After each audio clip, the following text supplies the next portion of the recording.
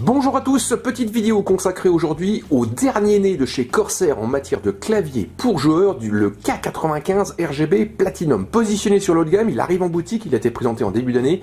Ici on se situe aux alentours de 200 €.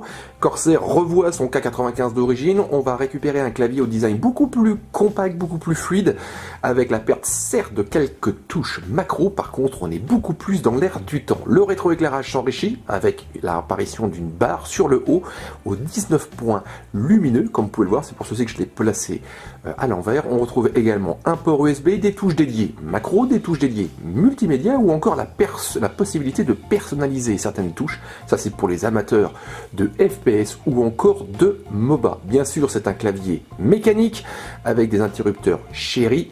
Ici il s'agit des MX Speed. Bref, un clavier haut de gamme. Présentation de ses principales caractéristiques, il s'agit du K95 RGB Platinum. Corsair revisite donc son clavier haut de gamme avec l'arrivée de ce K95 RGB Platinum. On est sur du clavier mécanique, c'est pour joueurs au budget conséquent, tarif annoncé 199,99 € pour pas dire 200. On va peut-être attaquer directement le clavier en lui-même, 104 touches, avec accompagné d'interrupteurs mécaniques. Ici il s'agit de la version Cherry MX Speed. On retrouve également donc des touches dédiées multimédia, donc là c'est principalement sur la droite avec donc la célèbre molette en métal permettant de gérer le volume sonore. On trouve également une touche sourdine, des touches pour la lecture audio et vidéo, stop, pause ou encore plage suivante, précédente. Totalement sur le côté gauche du clavier, trois petites touches dont deux vont gérer le rétroéclairage. La première permet de sélectionner différents effets, ça évite de passer par le soft sous Windows. La deuxième c'est pour gérer l'intensité et la troisième bien sûr c'est pour court-circuiter la touche Windows, indispensable pour les joueurs car en pleine partie endiablée, si on se retrouve sur l'interface de l'OS de Microsoft, c'est un drame. On retrouve également donc 6 touches macro, donc de G1 à G6, qui ont l'avantage d'être déportées totalement sur la gauche et en plus elles ont un revêtement et une forme, donc un design différent. Ici il est incliné pour éviter les phénomènes de glisse. Corsair a prévu en bundle un jeu de 2 jeux de touches supplémentaires, ça c'est pour la personnalisation en termes de type de jeu par rapport aux joueurs. On peut personnaliser les touches donc pour du FPS ou encore du MOBA, par exemple on a les jeux SQSD ou encore AZERDF. Je vais peut-être vous faire une petite démonstration. En bundle on retrouve ce petit ustensile en plastique qui va permettre d'extraire la touche qu'on souhaite personnaliser. Donc là je vais prendre le A, voilà, ici elle est bien prise, j'ai plus qu'à tirer vers moi délicatement, voilà, je l'ai désolarisé et j'ai plus qu'à mettre la touche dédiée à la place. Donc là on retrouve la même forme et la même couleur que les touches G1 à G6. Le clavier présente des dimensions donc de 465 par 171 mm pour une hauteur de 36 mm, le tout avec un poids d'environ 1,3 kg. Donc du coup il est assez lourd, ce qui est bien, puisqu'il assure ainsi une bonne assise et surtout qu'à l'arrière on va retrouver donc ici 4 revêtements assez conséquents anti-glisse.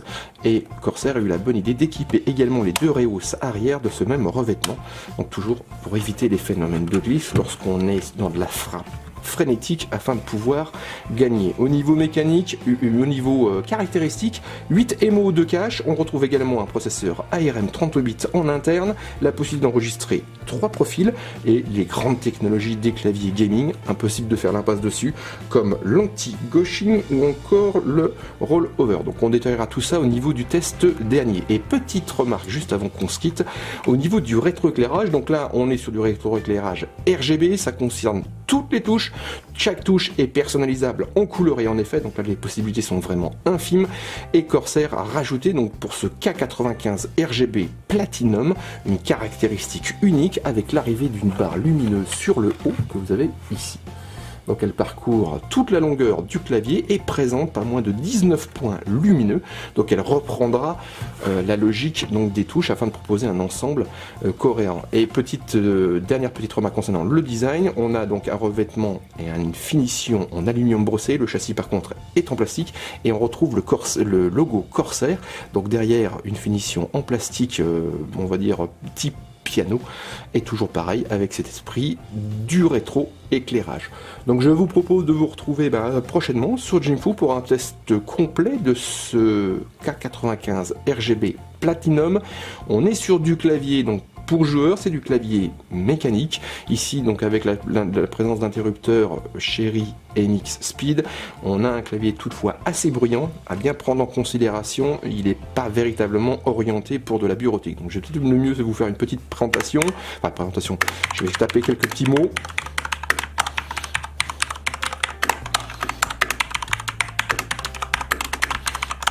Donc la sensation de frappe est vraiment agréable. Par contre, au niveau nuisance sonore, c'est conséquent. Donc c'est vraiment le type de clavier que normalement on ne retrouve pas dans les salles de rédaction. Parce que là, avec 50 postes de travail, je vous explique pas le bruit qui est conséquent. Ce K95 RGB Platinum se connecte au PC par un câble USB, il fait 2 mètres, par contre il faut prévoir 2 ports USB, puisqu'il a 2 connecteurs en terminaison de câble. On retrouve également une finition tressée. Et côté équipement, j'allais oublier, on a à l'arrière donc un port USB 2, ici permettant de brancher donc soit une clé USB, un casque audio ou tout périphérique USB que vous jugerez utile. Donc on se retrouve au niveau de Jinfo donc pour un test complet donc de ce K95 RGB Platinum. C'est signé Corsair, c'est un clavier haut de gamme pour joueurs annoncé à 200 €. J'allais oublier, au niveau bundle, ce K95 RGB Platinum possède également un repose-poignet. Il se clipse au niveau du châssis de manière très simple, donc je vais vous le montrer, voilà. Et par contre, il a la particularité d'avoir donc un revêtement qui est personnalisable puisqu'il est aimanté et il suffit de l'enlever de son socle pour pouvoir le retourner. Donc ici, j'ai un revêtement rugueux, tandis que là, je vais retrouver un revêtement beaucoup plus doux, donc au toucher. Donc cette fois-ci, je vous donne bien rendez-vous sur Jinfo pour un test complet de ce K95 RGB Platinum, un clavier gaming, c'est signé Corsair.